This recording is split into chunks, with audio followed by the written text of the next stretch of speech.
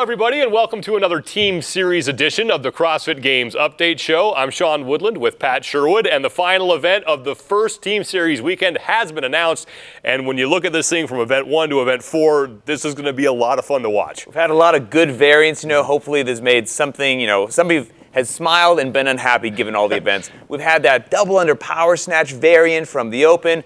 Fran's evil cousin jacked up the reps, added chest to bar pull-ups. You could front squat as heavy as you want, and now we've learned event number 4. Yeah, event number 4 has 3 movements in it, and it's done in a relay style. The women go first, then the men.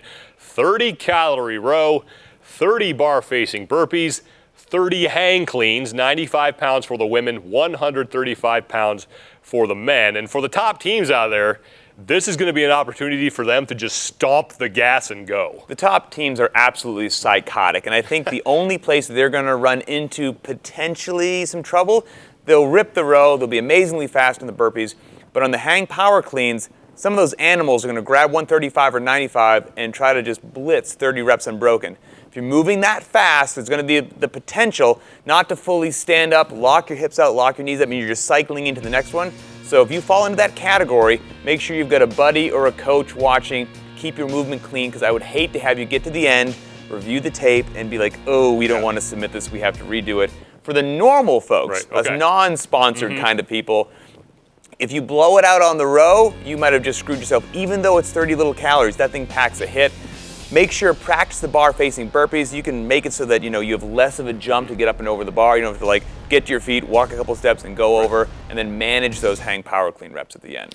4 events, and we're going to start with the event that we sort of started with at the Open, the Team Series version of 14.1, the 15 power snatches and the 30 double unders, 12 minutes for the men, 12 minutes for the women. We move on to event 2, Fran's evil cousin, thrusters and chest to bar pull-ups. And then event 3, load up the barbell and front squat heavy, the 3-rep max front squat. And then on to event 4 that we just talked about, the rowing, the burpees, and the hang cleans. Knowing the totality of the weekend, knowing the teams that are out there, who are your top 3 for this weekend, and we'll start with number 3. Totality, I like that. Obviously your team's in the mix. But yes, we should be. Other than that, 3rd place, Team Reebok East. Huge names on this team. We're talking about Scott Panchuk, Ben Smith, Stacy Tovar, Emily Bridgers.